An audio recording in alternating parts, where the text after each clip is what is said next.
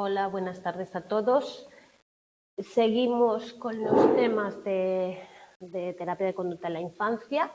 Hoy vamos a ver así un poco en profundidad lo que nos cuentan sobre el trastorno obsesivo compulsivo en la infancia y la adolescencia. Veremos las características, los modelos explicativos y también el tratamiento de este tipo de trastornos, evidentemente centrado más en los niños y en los adolescentes. Durante mucho tiempo, como sabéis, muchos de los trastornos se consideraban como de adultos, ¿vale? Y entonces no se diagnosticaban, de ahí que cada vez haya más investigación al respecto, se intenta averiguar más y ahora sabemos pues que no se diagnosticaba tanto generalmente por motivos como, por un lado, que los niños ocultan esas preocupaciones y los rituales asociados a ellas, también porque no hay una egodistonía, es decir, no lo sienten como un malestar o intenso y por tanto no llegan a ubicarlo como haría un adulto, ¿vale? Y luego por el tema de los padres, ¿no? Si los padres lo consideran como chorradas, tonterías, manías pequeñas que tiene el niño y por tanto no se diagnosticaba, ¿vale? Con el tiempo se ha visto que es un trastorno que se da en la infancia y en la adolescencia y por tanto es importante tenerlo en cuenta a la hora de hacer el diagnóstico y valorar pues si estamos ante este tipo de problemas u otros relacionados con la ansiedad que podrían ser comórbidos, ¿vale? Por lo tanto, estamos hablando de que muchas veces este trastorno aparece con otras alteraciones psicopatológicas, lo cual también hace que sea más difícil su tratamiento. Entonces, como siempre decimos, importante saber o tener claro cuáles son los criterios diagnósticos de este tipo de problemática, ¿vale? De estos trastornos para poder hacer un buen diagnóstico, una buena evaluación y tener claro y enfocar bien el tratamiento, ¿vale? Entonces, es importante la detección, primera por empezar a tener unos datos epidemiológicos que nos permitan entender el grado de afección que hay en la población infantil y adolescente, también por la cronicidad, sabéis que junto a otros trastornos el TOC es un trastorno que puede empezar de una manera leve, pero acaba generalmente cronificándose y convirtiéndose en un problema, diría que bastante devastador para las personas que lo padecen, porque tiene una alta comorbilidad con otros tipos de trastornos y por esa interferencia general. Los niños con un TOC pues, se ven limitados, se ven haciendo pues, rituales, se ven haciendo a veces cosas que, entre comillas, sus compañeros van a decir es que es raro, hace cosas raras, ¿vale? Y eso siempre es malo para un niño. Entonces, el trastorno en sí no es difícil de entender, es un trastorno obsesivo, por lo tanto tiene que tener obsesiones, y compulsivo, por lo tanto tiene que tener unos rituales, unos comportamientos que se llaman compulsivos, ¿vale? Cuando hablamos de las obsesiones, hablamos principalmente de pensamientos, impulsos o imágenes recurrentes que son percibidos como intrusivos, es decir, generalmente la obsesión es un pensamiento, es algo mental, puede ser pensamiento, impulso, imagen. Pensamiento, me voy a contagiar, voy a matar a alguien, me voy a morir, cosas de estas, o impulsos de tener que comprobar algo o ir a ver algo o hacer, a ver si he dejado el fuego encendido, a ver si he tocado algo mal, a ver si... Yo os pongo ejemplos que os pueden parecer un poco crueles, pero son ejemplos que yo he visto en consulta. Tengo una persona que ya ha superado la adolescencia, pero que esto empezó en esa época, que ella tiene un impulso continuo y su gran obsesión es haber hecho daño a alguien. Por lo tanto, su pensamiento es voy a comprobar si he matado a alguien, voy a comprobar si he envenenado a alguien, voy a comprobar. Claro, eso es devastador. Por eso es intrusivo, porque no tiene nada que ver con la persona, no lo considera normal, no lo considera deseable, no considera, y claro, eso le genera mucha ansiedad. Siempre son contenidos catastróficos, desagradables o incluso en contra de la propia moral. Si no van en contra de la moral, normalmente no generarían ese nivel de ansiedad como genera alguien que le gustan los animales tener pensamientos de que les va a matar o les va a pegar patadas, ¿vale? Entonces, eso para ellos es inmoral y por tanto no les cuadra. Luego, las compulsiones, y ahí es el kit, son respuestas que pueden ser motoras, que son las más conocidas, los rituales de limpieza, de verificación, de comprobación, ¿vale? Pero también hay unas encubiertas, que pueden ser cantar una canción, repetir unos números, rezar, tal, ¿vale? Por lo tanto, puede haber una obsesión, que es un pensamiento, seguida de una compulsión encubierta, que sería también un pensamiento, ¿vale? Eso lo tenéis que tener diferenciado, porque a veces la gente te dice, yo cuando paso por no sé dónde tengo que contar hasta 15 o tengo que contar de 15 para atrás para que no pase no sé qué o para que no tal, ¿vale? Entonces, al final son reglas estrictas que tienen que realizarse según unos verdaderos rituales, es decir, tengo que contar siempre así, tengo que decir siempre estas palabras, tengo que ir a comprobar siempre en el mismo orden las cosas que he hecho, que he dejado de hacer o que he tocado, tal, ¿vale? Por lo tanto, hay una obligación de hacer esa compulsión, de cumplir ese ritual para neutralizar la ansiedad. Es decir, si lo compruebo, me tranquilizo, ¿no? Entonces, me viene la obsesión, que es un pensamiento que a mí no me cuadra, es intrusivo para mí, es desagradable, no cuenta con dentro de mi moral, hago una compulsión de manera que desciende o neutralizo la ansiedad que me provoca ese pensamiento, ¿vale? Entonces, los rituales o respuestas de evitación generalmente están relacionados con esa situación. Si yo tengo miedo a contagio, voy a hacer rituales de limpieza, de no tocar, de tocar de una determinada manera, tal, ¿vale? Pero también hay situaciones en las cuales no tienen lógica, ¿no? Porque pensar que para no contagiarme voy a contar 5, 6, 24 por cualquier cosa, ¿vale? Pues no son realmente algo que vaya en respuesta de esa obsesión que yo estoy teniendo, que es contagiar, ¿vale? Tenéis, como siempre, los criterios diagnósticos del DSM-5. El DSM-5 ha separado los trastornos obsesivo-compulsivo del resto de trastornos de ansiedad y los ha metido en un capítulo aparte que se llama trastorno obsesivo-compulsivo y trastornos relacionados, ¿vale? Cumple esos criterios de que tiene que haber obsesiones, compulsiones o ambas, ¿vale? Entonces, definición de las obsesiones, tienen que cumplir pensamientos, impulsos o imágenes recurrentes, persistentes, que se experimentan como intrusas o no deseadas y que la mayoría de sujetos le crea ansiedad o malestar, ¿vale? Y luego el sujeto intenta ignorar o reprimir o suprimir esos pensamientos, imágenes, neutralizándolos con algún otro pensamiento acto, ¿no? Y entonces hará una compulsión. Esas compulsiones se definen como comportamientos o actos mentales, ¿vale? Entonces, la obsesión será mental, la compulsión puede ser un comportamiento, un acto mental, como repetir unas palabras en silencio, contar, rezar, etcétera, ¿vale? ¿Qué va a hacer el sujeto cuando se produce ese pensamiento obsesivo, ¿vale? Y siempre de acuerdo a unas reglas. Él lo va a hacer siempre de determinada manera. Siempre remitimos a la misma película, pero no sé si habéis visto Peor Imposible, que es una película donde está Jack Nicholson, que tiene un montón de obsesiones. Entonces se ve como él llega de fuera de casa, primero no toca nada, tal, y luego se limpia, deshace, o sea, abre 3 pastillas de jabón, una, se lava las manos, la tira, 2, la abre, se lava las manos, la tira, 3, ¿Por qué 3? Pues porque es su regla y la forma en que él aplica esa compulsión en ese momento, ¿vale? Entonces, no tienen lógica o no tienen por qué tenerla de ningún tipo. Simplemente la persona ha decidido que si hace eso tantas veces, o sea, no sé si ha apagado la luz de casa, pues vuelvo atrás y lo que hago es encenderla y apagarla varias veces. Pues a lo mejor tengo que encenderla y apagarla 5 veces. Clic, clic, clic, clic, clic, clic, clic, clic, clic, clic, ¿vale? Para yo quedarme tranquilo de que ya está apagada.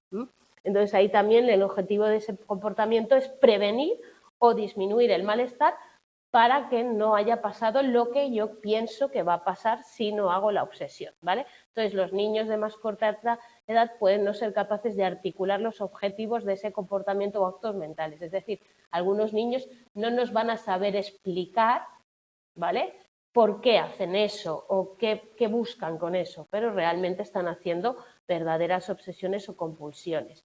Entonces, requieren tiempo, porque evidentemente si yo tengo que volver atrás a comprobar si he apagado la luz y repetirlo 3 veces, o si he limpiado tal, o si he hecho no sé qué, va a afectar a su nivel de pues, desarrollo en lo social, en lo laboral, en áreas importantes del funcionamiento, ¿vale? No se pueden atribuir a síntomas fisiológicos, como algún tipo de droga, algún medicamento que pueda generar algún tipo de conductas, y luego ahí tenéis también, nos explica mejor por los síntomas como preocupaciones excesivas en la ansiedad generalizada. No es lo mismo estar preocupado por todo que te venga una idea intrusa y tengas que hacer algo para evitarla, ¿vale? Por el trastorno dismórfico corporal, esa sensación de que tú tienes alguna rareza o tienes tal. Por renunciar por el trastorno de acumulación, por el arrancarse el pelo como en la tricotomanía, por rascarse la piel como en la exhortación. Entonces ahí tenéis un cierto número de los comportamientos de alimentación, ¿no?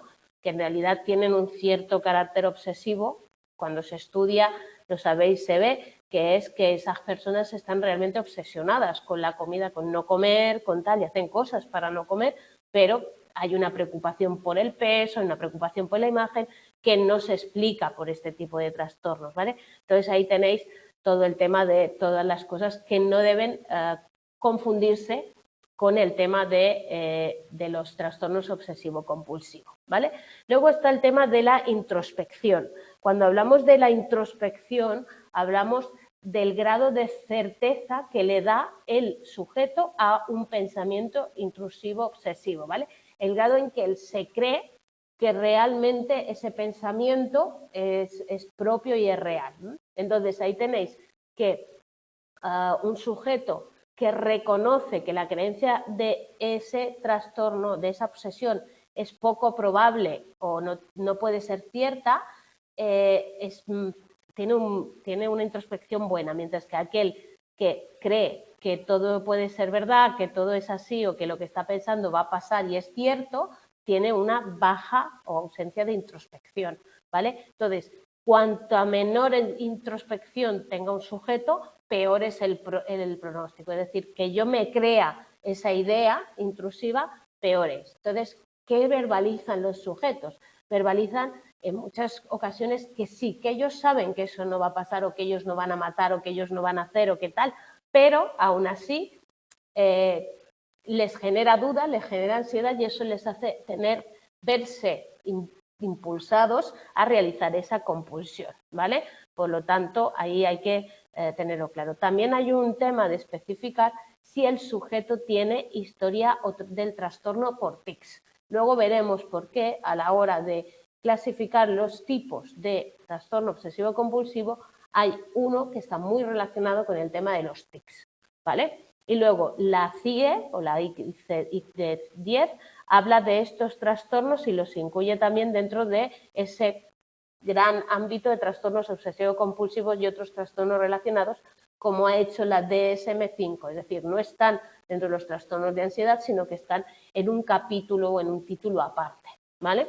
Luego, se caracteriza por esa presencia de obsesiones y compulsiones. Las obsesiones tienen que ser recurrentes y persistentes, ¿vale? Y no puede ser que un día yo tenga una idea así, pum, y me cree malestar. No, tiene que ser algo más persistente durante más tiempo, ¿vale? Y luego todo lo que yo repito para evitar ese pensamiento, para dar solución a ese pensamiento, va a ser lo que se llama compulsión. Entonces, las obsesiones deben llevar mucho tiempo, ¿vale? Es decir, que tienen que interferir. Un pensamiento aislado en un momento dado del día no es una obsesión, ¿vale? Sino que cuando ya entramos en lo que es un TOC, un trastorno obsesivo-compulsivo, estamos hablando de personas que ven mermada su capacidad de respuesta ante cualquier situación social, educativa, laboral, funcional, de cualquier tipo, que les impide actuar de manera, entre comillas, normal o correcta, ¿vale? Entonces, esa introspección volvemos a tenerla ahí. Al final, si hay con introspección regular o buena, en gran parte del tiempo el individuo es capaz de entender la posibilidad de que esas creencias no sean ciertas, ¿vale? Lo mismo, introspección deficiente o ausente. La persona no acaba de creerse que eso no sea cierto, no vaya a pasar, ¿vale? Entonces ahí está la gran. Entonces una menor introspección es señal de mayor gravedad. Ahí tenéis cómo se observa que hay una sintomatología en todos los grupos de edad, ¿vale? Entonces hay diferencia entre adultos y jóvenes en aspectos como el tema del sexo, la comorbilidad o la heredabilidad de esos trastornos, ¿vale? Entonces, volvemos a definirlo con las características clínicas. El TOC infantil, ¿vale?, puede tener pensamientos desagradables y esos pensamientos pueden darse, ¿vale?, para poder realizar o controlarlos y responder a ellos, ¿vale? Entonces ahí se ve que en ocasiones eso se siente como innecesario o ridículo, y ya hemos dicho al principio que muchas veces los niños y los adolescentes intentan ocultar esos pensamientos, por lo tanto no se detectan, no se sabe, porque los niños no se atreven a contar o creen que eso es algo malo. Yo he tenido el caso de un adolescente de 17 años que durante mucho tiempo de su vida tuvo pensamientos obsesivos de hacerse daño a sí mismo o hacer daño a los demás, ¿no? Y su pensamiento era que iba a matar a alguien, ¿vale? Ese es un pensamiento que, como veis, yo lo repito mucho porque me ha pasado en varias ocasiones, he tenido varios pacientes con este tipo de pensamiento, ¿vale? Entonces, ¿qué pasa? Que él, creo que hasta que vino a hablar conmigo, nunca había compartido ese tipo de verbalizaciones o ese tipo de pensamientos que él tenía, y claro, imaginaros que si lo llevaba teniendo desde los 11, 12 años, el nivel de angustia que eso le estaba generando, de pensar que podía hacer daño a alguien de su familia, que se iba a hacer daño a sí mismo, qué tal, ¿vale? Y por tanto eso es un problema importante porque la persona lo vivencia como algo extraño, algo malo, algo intrusivo, pero no tiene o no se ve en el contexto apropiado para poder trasladarlo a otras personas y que esas personas le ayuden a entender el qué es un intruso, por qué se produce, cómo se puede controlar, qué factores le pueden ayudar a llevarlo de otra manera y, por tanto, evidentemente colapsa en algún momento que suele ser cuando vienen al psicólogo, es decir, no viene al psicólogo cuando empieza el TOC suele venir ya bastante instaurado, ¿vale? Entonces, en niños o adolescentes el TOC puede cambiar a lo largo del día, es decir, pueden tener un TOC de orden con un TOC de limpieza, con un TOC de pensamientos intrusos, ¿vale? Los padres pueden ser parte del ritual, ¿no? Los padres pueden ser, como forman parte, entonces ayudan a colocar las cosas, hay que dejarlas de una manera, hay que hacer esto, antes de ir al colegio hay que hacer no sé qué, y puede ser, como ahí tenéis esas dos actitudes a la hora de responder a esa demanda del niño. Por un lado, puede ser la familia antagónica, que no consiente involucrarse en los rituales, pero que puede ser hostil y crítica, produciendo que el niño se guarde el trastorno, no lo transmita, no pueda hacer o haga otras respuestas internas para ocultar sus compulsiones, es decir, empiece a generar esos rituales encubiertos que luego no son tan fáciles de detectar, ¿vale? Y luego la familia acomodada, que forma parte de ese ritual, que es permisiva y sobreprotectora y que lo que hace es intentar hacer, pues que hay que ir por este camino, hacer las cosas así, tirar así para que el niño esté tranquilo. Pues hacemos esas cosas, ¿vale? Sí, es difícil. Bueno, hay que detectar. Nora, nuestra profesión nunca será fácil, pero yo le quito la palabra difícil siempre, porque ya bastante difícil lo tienen ellos como para eso. Yo no la suelo usar. Vamos a detectar bien, vamos a intentar ayudar. Ahora luego veremos el nivel de tratamiento y veremos cómo la terapia que tenemos bastante bien, ¿vale? Claro, es que el enfoque del psicólogo, que ya bastante sabemos la dificultad que supone y tal, el enfoque del psicólogo tiene que ser un enfoque, yo creo que bastante positivo, de vamos a afrontarlo, ¿vale? Pero bueno, veremos que también tenemos esta terapia de exposición, bueno, de prevención de respuesta y tal, que tiene un nivel o ayuda en un gran nivel a las personas, ¿vale? Te digo,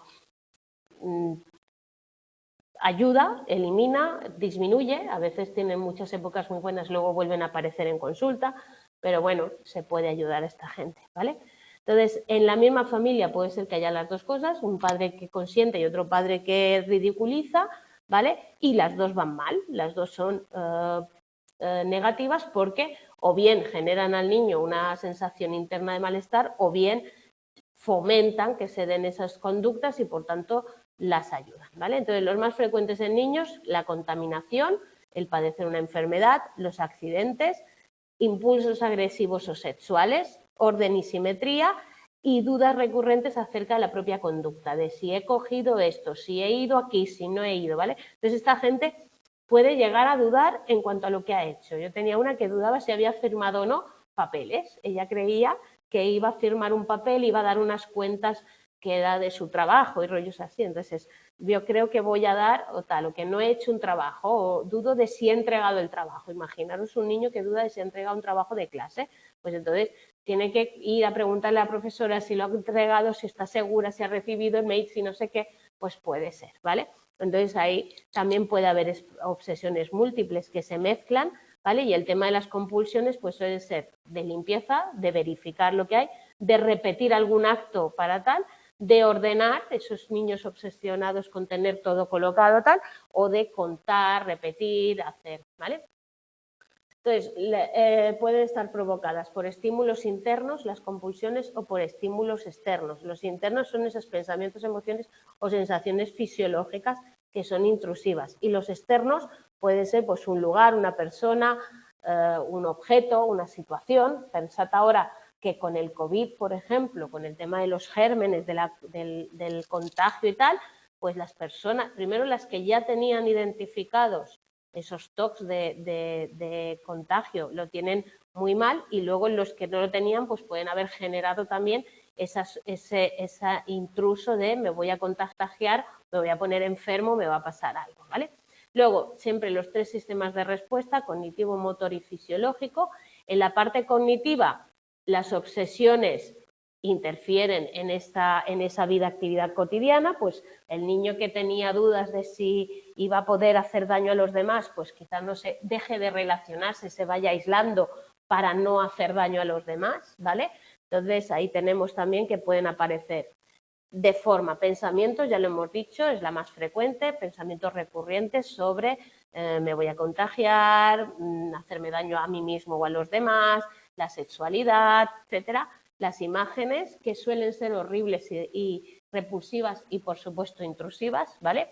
Y los impulsos de hacer alguna acción como dañar a los demás o hacer tal. Yo tenía una persona en consulta que en su casa no podía tocar los cuchillos, en su propia casa, porque él pensaba que le iba a hacer daño a su familia, ¿vale? Por lo tanto, ahí está un controlar, no tocar algo, controlar no ponerse en una situación o controlar, no sé, no conducir, por ejemplo, por si voy a estrellar el coche. Pensar que siempre son estos tipos de pensamiento, suelen ser negativos, muy fuertes, ¿no? Entonces, en edades tempranas puede ser que no se sepa reconocer o dar una explicación a qué pasa e incluso pueden hablar de voces en la cabeza, ¿vale? Habrá que intentar aclarar si esas voces son externas, es decir, te lo dice alguien, te lo dicen voces de fuera o es una voz que tú oyes en tu cabeza y es interna, ¿vale? Porque es diferente, lo diferenciaríamos así de lo que son las alucinaciones auditivas o los delirios de según qué tipo, ¿vale? Entonces todo eso está. Luego están los rituales mentales, ¿vale? Que pueden también hacerse a nivel, hemos dicho, pensamientos, imágenes, conductas de contar, de tal, ¿vale? Y ahí tenéis rezar, contar, repetir frases, palabras en silencio, lo que hacen es intentar distraer. Entonces me viene el pensamiento intrusivo y yo empiezo a contar para no hacer no sé qué, ¿vale? Entonces, sobre todo en adolescentes, se sienten avergonzados ante estas respuestas o el contenido de los pensamientos y, por tanto, se sienten también mal consigo mismos, se sienten extraños, se sienten raros. Respuestas motores son los rituales, son las más llamativas, se pueden ver, es decir, normalmente los padres te dicen, no, es que mi hijo cuenta mucho, coloca mucho las cosas o tal, pero se puede ser cómplice del mantenimiento, como hemos dicho, pero hay una necesidad y urgencia de hacerla y si no la hago me siento mal, ¿vale? Hay obstáculos para la vida cotidiana porque se retrasan. Si yo tengo que comprobar 3 veces si he puesto bien los apuntes en la maleta o si he llevado el libro o si he cogido no sé qué o si he mirado la tarea o no sé cuántos, pues eso hace que yo vaya más lento y el resto de mi familia me riña o me diga que si no he hecho, que si tengo que hacer, que si no sé qué, ¿vale? Entonces, luego, evitar situaciones, por ejemplo, no entrar en sitios, no querer ir a fiestas, no querer ir a según qué tal, por miedo a contagiarme, por miedo a hacer daño, por lo que sea, y por tanto, ahí tenéis como dice que los familiares se sienten frustrados y confundidos porque no saben muy bien cómo responder a esas acciones del niño, ¿no? Eso es importante que entendamos que la mayoría de veces son son tonterías de niños, son caprichos, ¿vale? Y entonces ahí, claro, el niño se le está quitando importancia a algo que para él le genera mucho malestar, pero la familia también no sabe muy bien cómo detectarlo, ¿vale? Entonces, a nivel fisiológico están ahí la sudoración, la taquicardia, ritmo respiratorio, tal, ¿vale? Y por tanto, esas respuestas, ¿qué va a pasar? Que si no puedo hacer el ritual para compensar aquella obsesión, van a aumentar mis sensaciones. Eso es el círculo, ¿no? Como yo hago algo, tengo una obsesión, realizo la compulsión, mis niveles de ansiedad disminuyen, ¿vale? Eso hace que se refuerce, como podéis entender, negativamente esa compulsión y por tanto yo siga integrándola como parte del proceso, ¿vale? Entonces tenemos que siempre, eso va a interferir en la familia, en el trabajo, en los estudios, en todo, ¿vale? Ahí tenéis los TOCs, esos subtipos de TOCs, aunque no hay un consenso sobre los subtipos de TOC, como pone al final, ¿vale? Tenemos que entender que hay diferentes tipos de manifestaciones de esos TOCs, ¿vale? Hay uno que es relacionado con los tics, de ahí que es importante ver si hay un trastorno de tics o no, y ahí estáis hablando de pacientes con un historial personal de tics crónicos y que suele ser familiar, es decir, también en la familia se producen esos tics, ¿vale? Entonces es más en varones con sintomatología del tema de tener asimetría, de colocar las cosas de una manera, acumulación o limpieza, ¿vale? Y también acompañados de compulsiones o tics, ¿vale? Entonces ahí es cuando un niño nos presenta ese trastorno por tics, ¿vale? Que va acompañado de las obsesiones. Luego hay TOC sin tics, no relacionados con los tics, ¿vale? Entonces es más posibilidades de presentar antecedentes familiares. De hecho, yo he tenido casos de personas que han venido y me han dicho que como mi madre ya lo tiene, yo también tengo un TOC y no me puedo curar nunca, no puedo hacer nada contra él, ¿vale? Entonces ahí tenemos la comorbilidad de historia familiar del trastorno, tanto psicológico como otros trastornos psiquiátricos, ¿vale?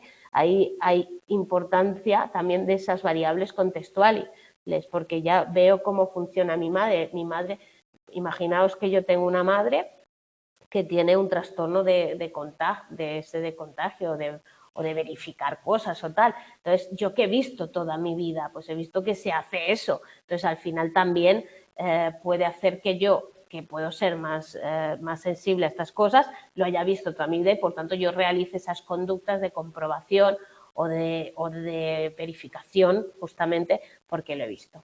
Ahí tenéis el tema de los TOCs con la presencia de enfermedades autoinmunes, ¿vale? Porque se está estudiando tipos de TOCs que parecen estar relacionados con este tipo de enfermedades autoinmunes, sobre todo con la infección por estreptococos, ¿vale? Que es una bacteria que a los adultos no nos afecta, pero a los niños sí, ¿vale? Y se han establecido incluso criterios diagnósticos, que esas respuestas obsesivo-compulsivas aparezcan entre los 3 años y la pubertad, que el episodio del curso del trastorno por un inicio muy abrupto, no hay ese comportamiento que se va dando de ir comprobando, de ir haciendo pequeñas, pues como entre comillas, de manías y tal, sino que de repente aparece temporalmente con esa infección de estreptococos y también debería haber anormalidades neurológicas, temas de todos los temas de movimiento, tics, coreoformes, ¿no? Que son como espasmos, hiperactividad motora y tal, que también se puede ver y se van a dar por los estreptococos, ¿vale? Entonces, actualmente se habla de ese trastorno como síndrome neuropsiquiátrico en niños de inicio agudo, ¿vale?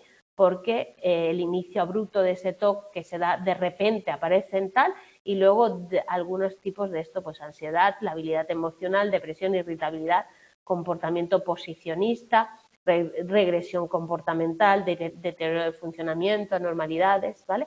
También tenemos que tener en cuenta que no se debe explicar mejor por un trastorno neurológico propiamente. La corea de Sydenham, ¿vale? Que también es un tipo de trastorno que tiene que ver con los movimientos, con los espasmos y con tal. El lupus eritematoso sistémico, que también tiene que ver con, también es una enfermedad autoinmune que tiene que ver con ciertos tipos de problemas en la piel, en las articulaciones y en cosas de estas, o con el trastorno de Tourette, que vosotros sabéis que es un trastorno por tics, pero es neurológico y por tanto no se puede, y que sobre todo se caracteriza por esas verbalizaciones obscenas, ¿no? Que el niño no puede dejar de hacer soniditos y ruidos e incluso decir palabrotas cuando es su forma de tic, ¿vale? Son tics orales en este caso. Entonces, como también existen esas agrupaciones por constelaciones de esas respuestas, lo que se intentó fue intentar establecer esas correlaciones entre obsesiones y compulsiones, ¿no? Tenéis ahí el CBB Box, identificaron grupos como rituales mentales, tocar y ordenar, obsesiones de contaminación y limpieza, supersticiones y obsesiones con revisión o confesión, ¿vale? Entonces sería aquellos que agruparíamos, pues, ¿quién tiene este tal? Los compulsiones, obsesiones sexuales o agresivas, supersticiones y preocupaciones somáticas, ¿vale? Entonces se agrupa por tipología de TOC o de obsesión, ¿vale? Y de compulsión. Y ahí tenéis también pues otros que hablan de grupo A, B y C, que serían la simetría, orden, repetición y revisión, la B, contaminación, agresión somática y limpieza, la C, atesoramiento, guardar cosas y tal, y la D, sexuales o religiosas. Lo dicho, no existe un consenso en cuanto a estos subtipos, sino que son trabajos en los que se está investigando para ver si podemos llegar a algún tipo de clasificación por tipos de TOCs, ¿vale? Ahí tenéis la media, oscila entre el 2 y el 4% epidemiológicamente, ¿vale? Ahí tenéis que también pues, los jóvenes de 18 años tenían una incidencia de 1,4. Los riesgos de TOC aumentan con la edad, ¿vale? Pero también puede ser frecuente que se inicien en la infancia, ¿no? En los primeros años, pues aparecer entre los 5 y los 8 años o entre los 12 y los 14, sería lo más típico. Por sexos hay una inversión del patrón de distribución de infancia en la adulta, es decir, en los niños es más típico que aparezca de pequeños, mientras que en los adultos sería más típico que apareciera en las mujeres, ¿vale? Entonces, por eso hay esa inversión, ¿no? Si más niños lo tendrían que haber más adultos niños, también hombres, ¿vale? Pero no es así. Y luego esa comorbilidad, donde el 80% tienen otro trastorno y el 50% tendrían que cumplir condiciones comórbidas con otros trastornos, ¿vale? Es decir, tendrían o diagnosticado otro trastorno o presentarían alguna comorbilidad. Y ahí tenéis la comorbilidad, los trastornos de ansiedad, fobias, agorafobia y tal, los trastornos del estado de ánimo, tanto depresivos como los bipolares, también estarían incluidos, trastornos por tics, ya lo hemos dicho, el déficit de atención con hiperactividad estaría también relacionado, los trastornos de la conducta alimentaria, de hecho hay un porcentaje muy alto de personas que tienen TK, ¿no? Trastornos de la conducta alimentaria y también TOC, ¿vale? Trastornos psicóticos, evidentemente, y los trastornos de personalidad que estarían también asociados. En cuanto a niños más pequeños, en edades más tempranas, pues el trastorno de ansiedad, tanto generalizada como por separación, los trastornos depresivos, el tic y la Tourette, el déficit de atención, el comportamiento perturbador y todos los trastornos del espectro autista. ¿Eso qué quiere decir? Que la mayoría de niños con un trastorno, por ejemplo, del espectro autista, pueden tener comportamientos tipo TOC, ¿vale? Y puede darse que aparezcan los dos síntomas, los dos síndromes o los dos trastornos, ¿vale? ¿Cómo se explica esto? Bueno, tenemos información a nivel biológico y a nivel de aprendizaje psicológico, ¿vale?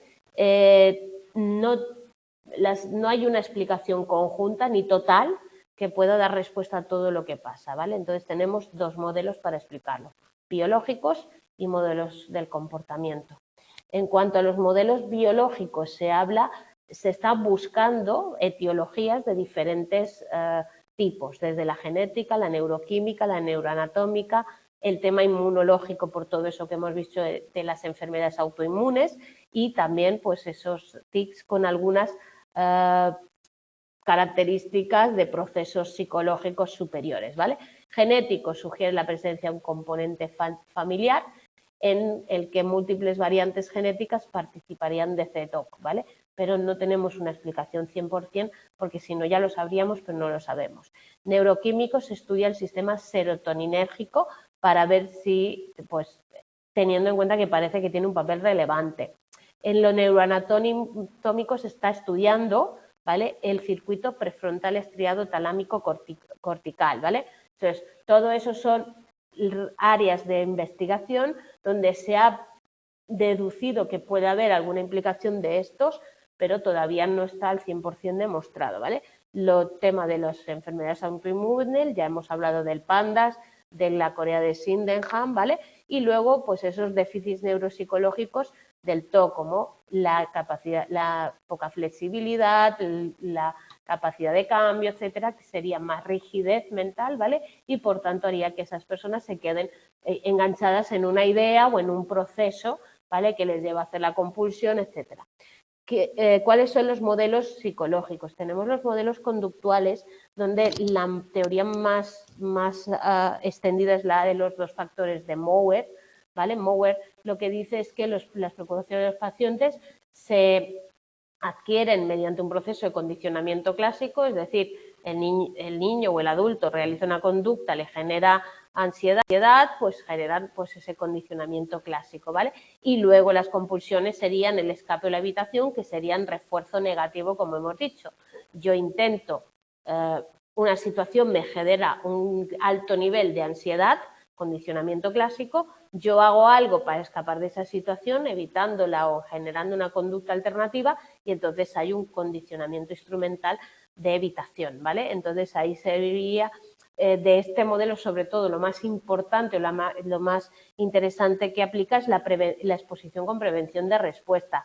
¿Qué quiere decir eso? Que en el tratamiento, como veréis, del TOC, lo que hacemos es exponer a los sujetos a sus pensamientos, es decir, vale, tú piensas que puedes haber matado a alguien, pero en vez de irte a comprobar si has matado a alguien, si has pasado el semáforo en rojo, si has hecho no sé qué, sigue y deja fluir ese pensamiento sin comprobarlo, ¿vale? Entonces, la prevención de respuesta es evitar que haya una respuesta compulsiva, de manera que se den cuenta de que esa respuesta no es necesaria ni genera tanta...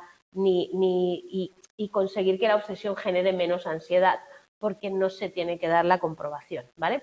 Salkowski hizo una gran teoría sobre la obsesión, la trabajó mucho sobre las obsesiones, y él habla de ese continuo normal. Quiere decir que los pensamientos automáticos no deseados hasta las condiciones intuitivas o obsesiones se encontrarían en el extremo final. Es decir, yo tendría un pensamiento automático de ahora lo mataría o me tiraré por el de esto, haré no sé qué o tal, ¿vale?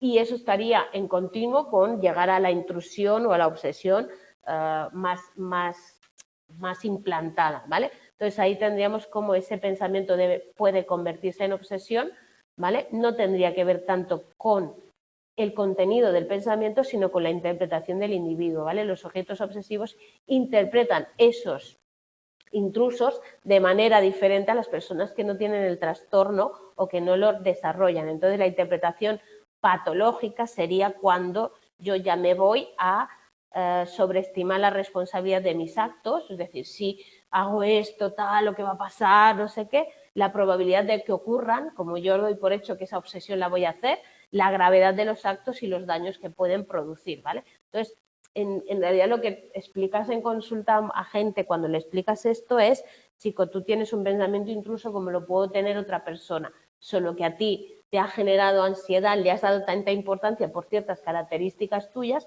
que se ha convertido en obsesión, mientras que otras personas teniendo ese mismo pensamiento no llegan a generarlo. Entonces, el otro elemento para Salkowski importante es el estado de ánimo alterado. Que si yo ya soy una persona que está nerviosa o que está depre o que está tal y me viene un pensamiento de ese tipo, pues el pensamiento obsesivo me generará una respuesta emocional mucho más grande que si yo tengo un pensamiento negativo pero estoy equilibrado o a un nivel de ansiedad más bajo, más normalizado, entre comillas, ¿vale?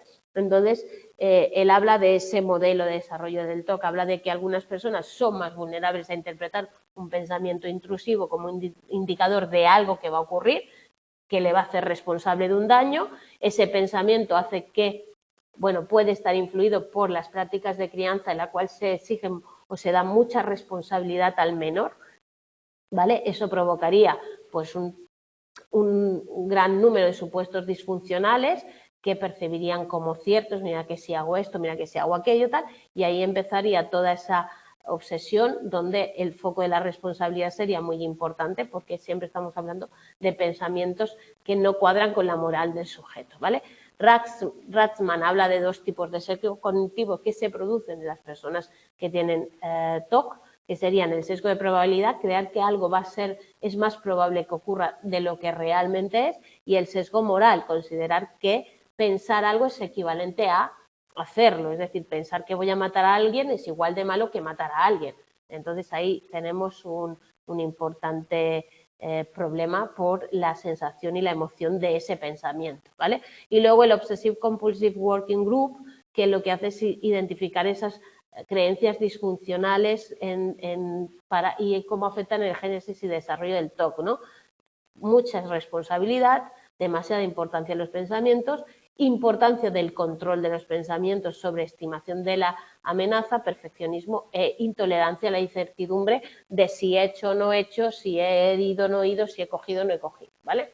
Entonces también tenemos a Well, que hizo un estudio sobre el modelo metacognitivo del TOC, centrándose en esa atribución que se hace a los pensamientos intrusos, ¿no? Él hablaba de esas creencias relacionadas con el significado y la consecuencia de la obsesión y creencias acerca de realizar esas compulsiones.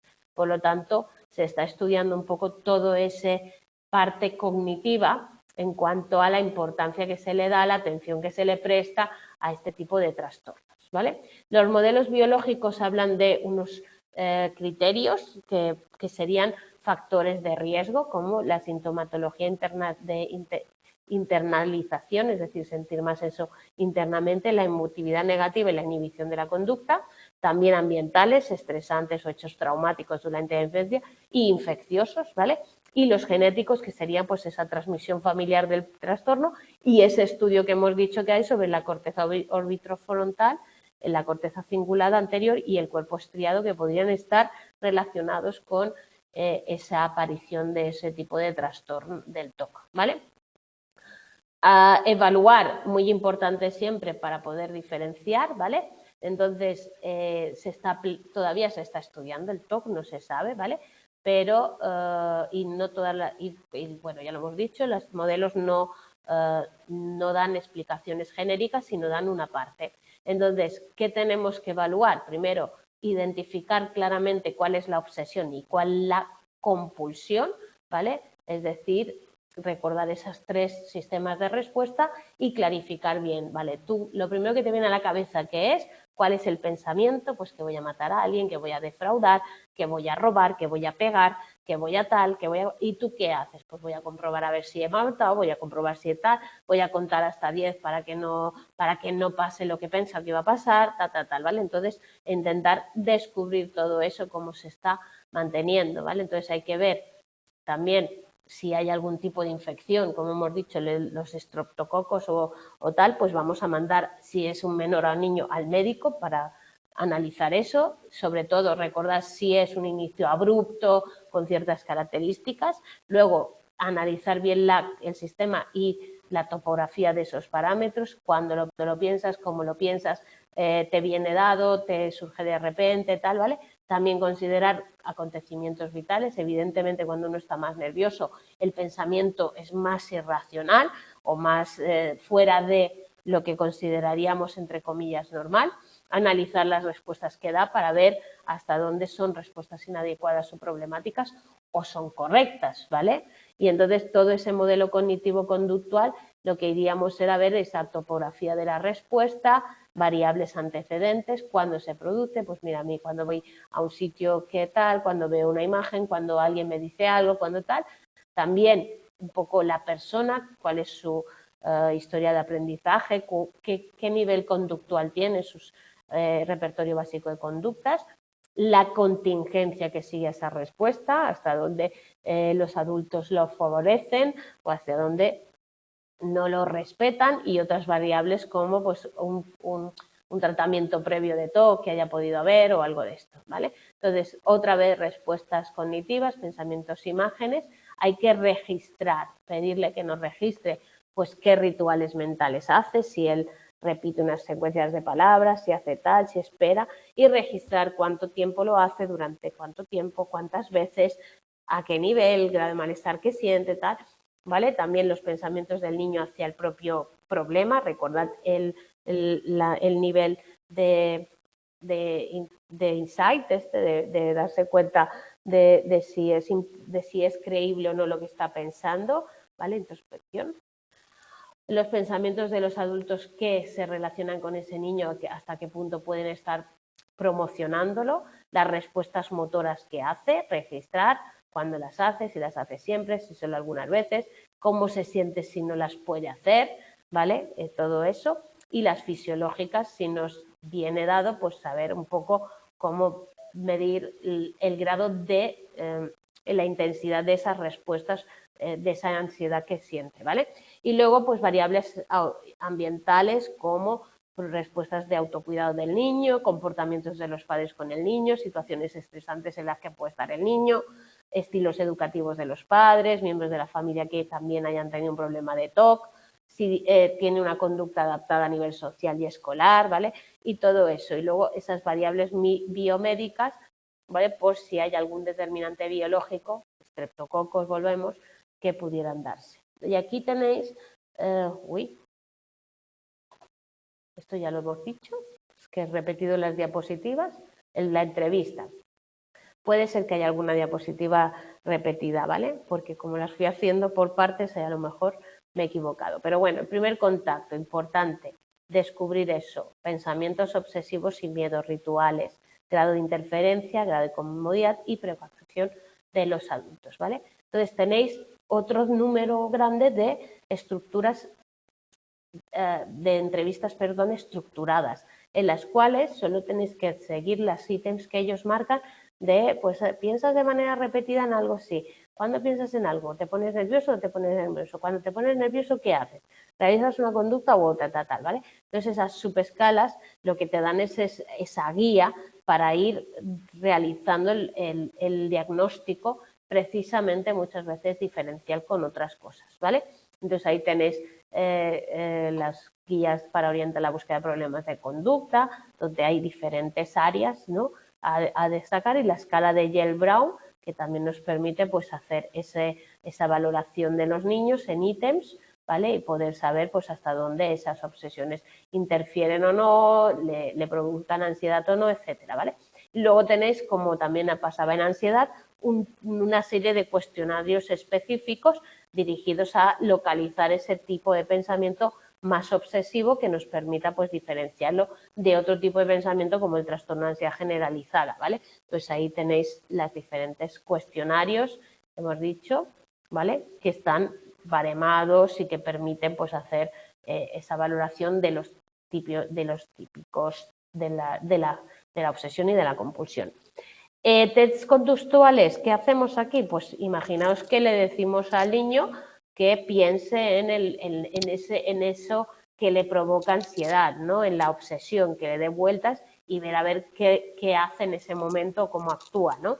Pues estímulo que le provoque la obsesión, pensar que va a matar a alguien, tocar un pomo, dejar descolocadas las cosas de la mesa. Es muy típico que cuando alguien que tiene obsesión por el orden se siente en la mesa, nos coloque los objetos de una manera y siempre que venga termine colocándonos los objetos de la mesa de una determinada manera y nosotros nos daremos cuenta de que lo está haciendo, ¿vale? Porque un poco esa obsesión, ¿vale?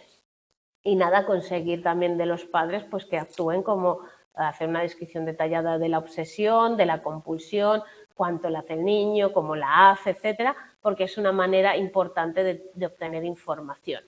Y luego, tratamientos eficaces tenéis que la terapia cognitivo-conductual, que se basa en la exposición de la exposición a la obsesión con la prevención de respuesta, es uno de los más importantes que se realiza dentro del área del TOC, ¿vale? De hecho, es el que mejor resultados propicia, ¿vale? El de esto.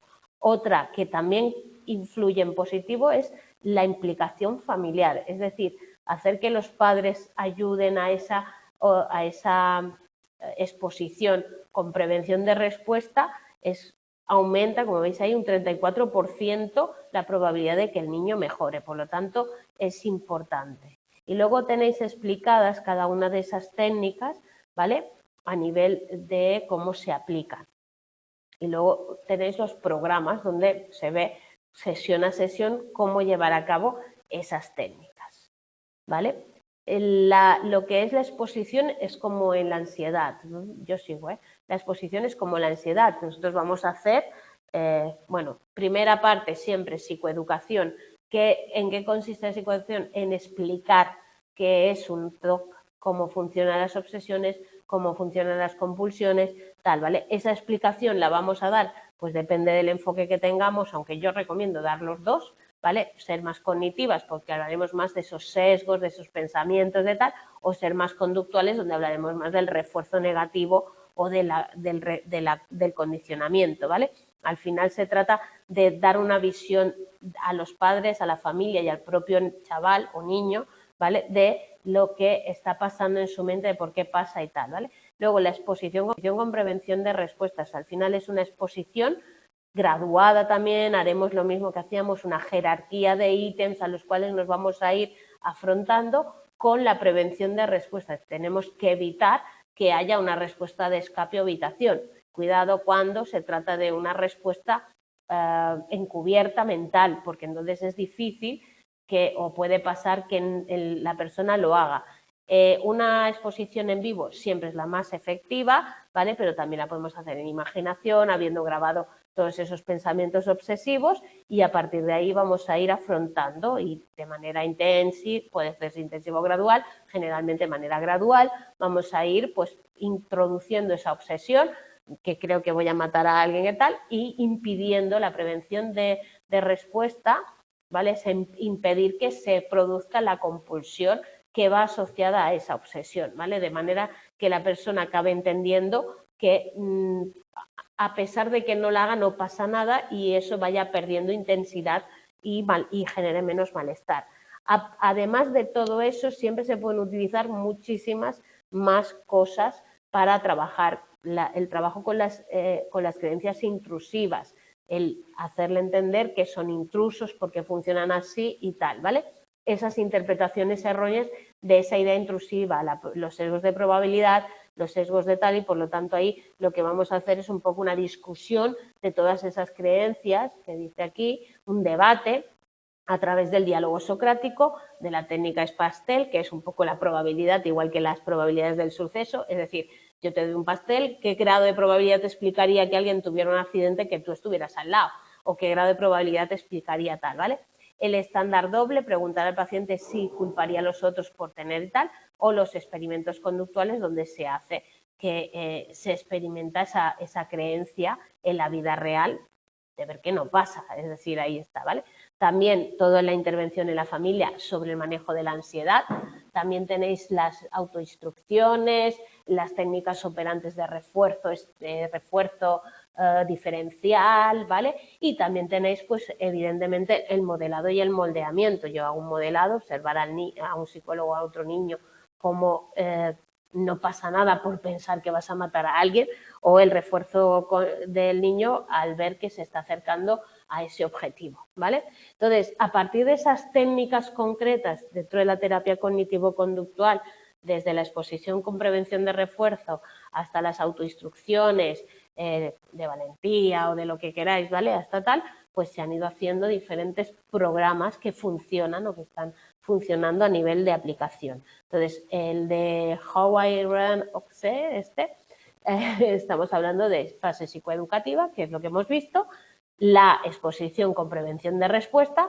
y la prevención de recaídas, ¿vale? Trabajar de cara a que no se produzca. Y ahí tenéis las diferentes sesiones, las semanas, y qué se tiene que ir trabajando para que se pueda, pues, afrontar este trastorno. El Focus, que también es un programa de tratamiento donde os habla de lo que hay que hacer con un niño, la psicoeducación, la terapia cognitiva, el entrenamiento en manejo de ansiedad, planificación y realización de la extinción de la prevención de respuestas, construcción de redes de apoyo para que el niño se sienta más querido, prevención de recaídas y lo que pueden hacer los padres. Y luego ahí tenéis también todo un programa, sesión por sesión, sobre cómo ir trabajando con el niño, ¿no? Entonces empezamos al niño pues explicarle el cuento de Nina y la bola cansina, el repetir, que repite, que repite, que repite, que es un poco la obsesión, ¿vale? Y que esa persona acabe trabajando autoinstrucciones para luchar contra sus propias obsesiones, entrenar en prevención de respuesta, combatir las consecuencias del TOC, externalizar el TOC de manera que lo explique y que pueda ayudar a la familia a que se entienda, ¿vale? El aprender autoinstrucciones y todo esto son pasos de una terapia que básicamente incluye las técnicas que hemos definido en el apartado anterior, ¿vale?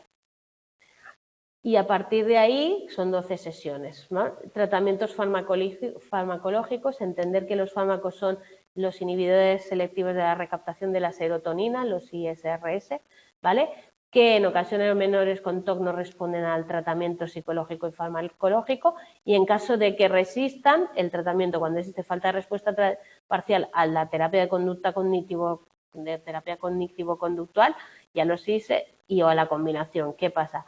Que cuando se pueden utilizar otros fármacos, pero normalmente a los niños se les mantiene la terapia cognitivo-conductual, ¿vale? Y ahí está, pues eso, la terapia cognitivo-conductual parece que va bien, ¿vale? Y debería ser el tratamiento de elección inicial, también están los recaptadores de la serotonina, ¿vale? Si el tratamiento inicial ha sido con recaptador y la respuesta no es adecuada, hay que añadir la terapia de conducta, mientras que si la respuesta inicial ha sido terapia de conducta y no hay respuesta, hay que seguir manteniendo la terapia de modificación de conducta, ¿vale? Porque si no se nos va un poco a esa farmacología solo, ¿vale? Entonces, es un problema frecuente, con curso crónico, ahí está la gran dificultad, que tiene un inicio temprano y que puede afectar a todos los ámbitos del niño y que tenemos que seguir investigando en cuanto a por qué se produce, por qué se mantiene, cómo conseguir detectarlo de manera más temprana, también más tratamientos que se puedan poner en marcha, el grado de comorbilidad exacto con otros trastornos, porque hemos dado una lista así muy larga, pero no se sabe el por qué o cada uno en qué nivel, y también cómo podemos mejorar o qué relación tiene cada una de esas técnicas que hemos dicho, los tipos de TOC que hay con el tratamiento y el nivel que funciona ese tratamiento, ¿vale? Por lo tanto, queda trabajo por hacer. En el ámbito de los niños generalmente queda trabajo por hacer. ¿Vale? Y nada, esto es el TOC. Entonces seguimos la semana que viene, que nos tocaría los trastornos de ansiedad social, la fobia, ¿vale? Y si tenéis alguna duda ya lo preguntamos y lo vamos hablando.